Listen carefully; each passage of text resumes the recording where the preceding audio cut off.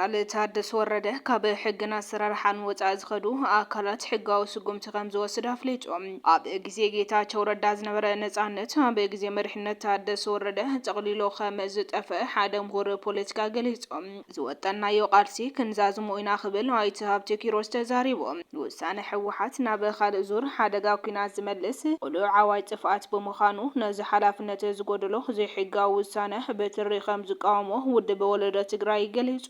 ናይ ሰውሎነ ካልኦት ሓደሽቲ ሓበሬታታት ሒዝናልኩም ቀሪብና ኣለና ክሳብ መወዳእታ ዜናና ላይክ ሼር ሰብስክራይብ በመግባር ክትከታተሉ በኸብረ ንዕዶም ጀነራል ታደሰ ወረደ ካብ ሕግና አሰራርሓን ወፃኢ ዝኸዱ አካላት ሕጋዊ ስጉምቲ ከም ዝወስድ አፍሊጦም ጀነራል ታደሰ ወረደ ሎሚ ኣብ ከተማ መቐለ ውሳኑ ኣንቢሩ ቀጸልቲ ዕማማት ገልጽ ከም ዝገበረን ኩነታት ተጻባእቲ ሓይሊ ጉጅለ ሕወሓት እውን ብግልጽ ኣቐሚጥዎሎም በዚ መሰረት ድማ ጸጥታ ትግራይን ኮሚሽን ፖሊስ ክልል ትግራይን ተጸዋዕነቱን መደበ ተቐባልነት ስርሑን ናብ ግዝያዊ ምምሕዳር ዝሓቁፍ ኮይኑ ካብ ናይ መንግስቲ ወፃኢ ዝንቀሳቐሱ አካላት ኣብ ትሕቲ ሕጊ ብምውዓል መንግስታዊ ምኽሪ ወይ ድማ ትምህርቲ ክወስዱ ወሲኑሎም ኣብዚ ሕዚ ሰዓት ማንም ይፈክር ማንም ይወስን ክንድላይ ዓገርግር ትግራይ ኣብ ትሕቲ መንግስቲ ግዝያዊ ምምሕዳርን ክትትል ግዝያዊ ምምሕዳርን ከም ዘላ ካብዚ ወፃኢ ንዝንቀሳቐሱ ደለይቲ ስልጣን ቦታ ከም ዘይብሎም እውን ኣፍሊጡሎም እቲ ውሳነ እውን ኮሚሽን ፖሊስ ክልል ትግራይን ፍሉይ ስርሒት ትግራይን ብዝግባእ ተቐቢሎም ድሮ ናብ ተግባራዊ ስራሕቶም ኣትዮም ከም ዘሎ ተፈሊጡ ስለዚ ካብ ሕዚ ንድሓር ደለይቲ ሓደ ጉጅለ ይኹን ደለይቲ ውልቀ ሰባት ክበሃል ዝግበር ዘይሕጋዊ ዓገርገር ቦታ ከም ዘይብሉ ኣረጋጊጹሎም ስለዚ በዚ ወሪዱ ዘሎ መምርሒ ተቐባልነት ከም ዝረኸበን እቲ ዝለዓለ ውፅኢታዊ ነገሩ ክኸውን እውን ኣኺልዎሎ ነዚ ውሳነ እዚ ብዝኾነ መልክዕ ጥሒሰ ክመጽእ እየ ዝብል ዘይሕጋዊ ሓይሊ እንተሃልዩ ግን ኣብ ኢትዮጵያ ዘሎ ስርዓት ዘትሕዝ ኣካል ኩሉ ስርዓት ከትሕዘልና ምዃኑ ክነፍልጥ ንደሊ ክብል እውን መልእኽቲ ሕሊፉሎም ሕወሓት በቲ ሕዚ ዝኸደ ዘለዎ መንገዲ ንትግራይ ዕዳ እምበር ፀጋ ኣይኾነን ክብል ምሁር ፖለቲካል ሳይንስ ገሊፆም ኣብ ግዜ ጌታቸው ረዳ ዝነበረ ነፃነት ኣብ ግዜ መሪሕነት ታደሰ ወረደ ጠቕሊሉ ከም ዝጠፍአ እውን ተፈሊጦም ሌተናል ጀነራል ታደሰ ወረደ ኣብ ዝሓለፈ ዓመት ናይቲ ጌታቸው ረዳ ተኪኡ ፕሬዚዳንት ግዝያዊ ምምሕዳር ካብ ዝኸውን ሓደ ዓመት ዘሕለፉ ኮይኑ እቲ መጋቢት 30 ዘብቅዕ ዝነበረ ስልጣኑ ተናውሒሉ ይርከብ እንተኾነ ውድብ ሕወሓት እቲ ምንዋሕ ስልጣን ብመንግስቲ ፌደራል ዝተወሰነ በይናዊ ስጉምቲ ብምዋል ዝተቃወሞ ኮይኑ በማእኸላይ ኮሚቴ ኣቢሉ ግዝያዊ ምምሕዳር ትግራይ ክፈርስ ወሲኑሎም ዕጫ ታደሰ ወረደ እንታይ ክኸውን ትግራይ ከኣብ ናቱ ምምሕዳር እንታይ ትመስል ክንብል ንገለ ነበርትን ተዓዘብትን ሓቲትና ኣለና ታደሰ ወረደ ምክትል ኮይኑ ኣይቲ ጌታቸው ረዳ ካብ ስልጣን ኣብ ምውራድ ምስቲ ዶክተር ደብረጽዮን ገብረሚካኤል ዝምራሕ ክፋል ሕወሓት ከም ዝተሓባበረ ይዝረብ እዩ እቶም ብታደሰ ወረደ ዝምርሑ ዕጡቃት ንጌታቸው ረዳ ካብ ስልጣን ምስ ኣለይዎ ንዑ ብምትካ ድሌት ሕወሓት ኮይኑ ፕሬዚዳንትነት ተረኪቡ ብመሰረት ውዕሊ ፕሪቶሪያ ካብቶም ሸሞንተ ክትግብሮም መጽዋዓ ዝኣተወሎም ነጥብታት ሓደ ሓቋፊ ካቢኔ ከጣይሸ ዝብል ይርከብዎም ኣብቲ ንዓመታት ሕወሓት ዝዓብለሎ ክልል ኣብ እዋን ጌታቸው ረዳ ሓሳብ ብነፃነት ክንሸራሸር ዝተፈለየ ሓሳብ ክስማዕ ጀሚሩ ነይሩ እቶም ሕሉፋት መራሕቲ ሕወሓት ግን ነዚ ከም ስጋት ርዮም ተባሂሎም እዮም ዝንቀፉ ኣብ ካናዳ ዩኒቨርሲቲ ካልጋሪ ዝምህር ፕሮፌሰር ጌታቸው ኣሰፋ ኣብ እዋን ጌታቸው ረዳ ተራእዩ ዝነበረ ተስፋ ኣብ ታደሰ ወረደ ንድሕሪት ከም ዝተመለሰ ንቢቢሲ ትግርኛ ተዛሪቡ ኣብቲ ልዕሊ 21 ኣባላት ዝሓቆፈ ካቢኔ ታደሰ ብዘይካ ታደለ መንግስቱ ዝተባሃለ ኣባል ውድብ ባይቶና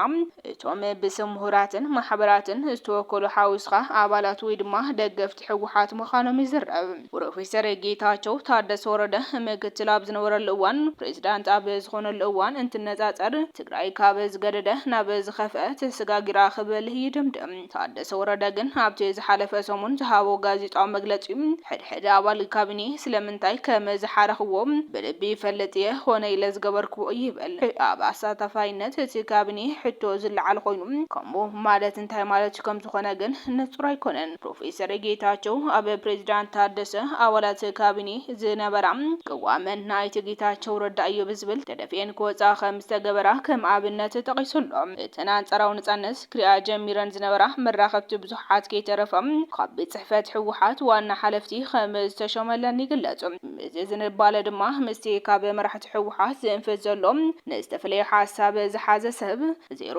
ቶለራንስ ዝብል አንፈት ዝምንጩ ከም ዝኾነ እዩ እቲ ፕሮፌሰር ዝዛረብ። ኣብ እዋን ጌታቸው ኩሉ ነገር ጽቡቕ ነይሩ ኣይንብለን፣ ግን ድማ እታ ዝነበረት ንእሽተይ ነጻነት ኣብ ዝሓለፈ ዓመት ጠቕሊላ ከም ዝጠፍአት ርኤ ክብል ገሊጹ እዩ። ዩኒቨርሲቲ መቐለ መምህር ፖለቲካል ሳይንስ ዝኾነ ገብረ መድህን ገብረ ሚካኤል ብወገኑ ንወድ ጀነራል ታደሰ ወረደ እውን ፎትዮም ኣይኮኑን ሸምዎ ነባረ ተጋዳላይ እዩ ሓዲጎ ይሓድገናን ብዙሕ ጉድኣት ኣየስዕብን ብዝብል ነይሩ ይብል። እቲ ሕዚ ዝለዓል ዘሎ ተቃውሞ ኣመልኪቱ ንቢቢሲ ኣብዝሃቦ ሪኢቶም ንሱ እቲ ሕዚ ዝተገበረ መስርሕ ምንዋሕ ስልጣን ልክዕ ከም ዘይኮነ እኳ እንተኣመነም፣ ነገር ግን መራሕቲ ሕወሓት ንቀዳማይ ሚኒስትር ኣብይ ኣሕመድ ብዝምቹ መንገዲ እናተመቃቀሉ እናተፈራኸሱ ከም ዝሓደሩ ይዛረብ። ኣብ ገጠራት ትግራይ ድጋፍ ከም ዘለዎም ይግምት እዮም። ካብቲ ኣብ ፖለቲካ ዓብይ ጽልዋ ዘለዎ ማሕበረሰብ ግን ተጸሊኦም እዮም። በቲ ሕዚ ዝኸድዎ ዘለዎ መንገዲ ንትግራይ ዕዳንበር ጸጋ ኣይኾኑን ክብል ድማ ወስኹ ተዛሪቦም።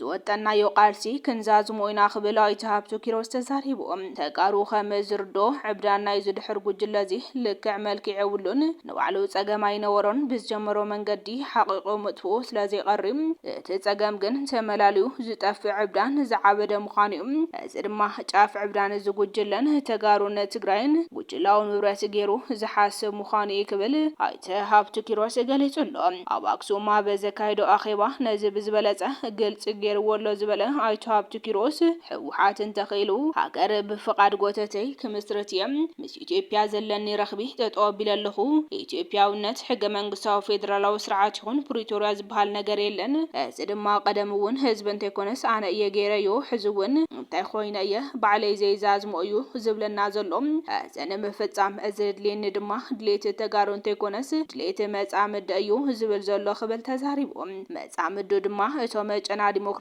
ልምዓትን ዘይፈልጡ እቶም ዓመፅትን ኣሸበርትን ምዃኖም እዩ። ዕብዳኑ ልክዕ መልክዕ ስለዘይብሉ ተማላሊእና ክጠፍእ እዩ ንብል ዘለና። ዓይንኻ ዓምተለይሞ ክዕሽወካ መሳልዩ ምስቶም መጻምደይ ዘለን ርክብ እንተዘይፈቂድካ እውን ምሳኻም ካብ ድሕሪ ሕዚ ርክብ ጠጠው ኣቢለ ኣጠናኺረ ክቕጽለሉ እየ ትብል እሞ መሊስካ ድማ ክንረዳዳእ እውን ንኽእል ኢና ብማል ተባጩ። ስለዚ ምርጫና እዚ ጉጅለ ተመላሊእና ዶ ንጥፋእ ወይስ ንሱ ይጥፋእ እዩ ዝኸውን ዘሎ?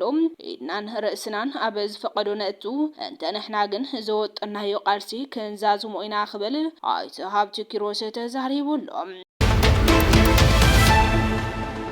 በኻልእ ዜና ድማ ውሳነ ሕወሓት ናብ ካልእ ዙር ሓደጋ ኩናት ዝመልስ ቁልዓዊ ጥፍኣት ብምዃኑ ነዚ ሓላፍነት ዝጎደሎ ዘይሕጋዊ ውሳነ በትሪ ንቃወም ክብል ውድብ ወለዶ ትግራይ ገሊጹሎ። ትግራይ ኣትያቶ ዘላ ክሎ መዳይ ቁልብላው ካብ ዓቕሚ ሓደ ፖለቲካዊ ሓይሊ ንላዕሊ ዝተሓላለኸን ሓበራዊ ብሄራዊ መፍትሒ ዝጠልብ ኮይኑ እናሃለወ እቲ ብህልውናን ድሕነት ህዝበን ትግራይ ሸቐጥ ዝለመደ ጉጅለ ሕወሓት ግና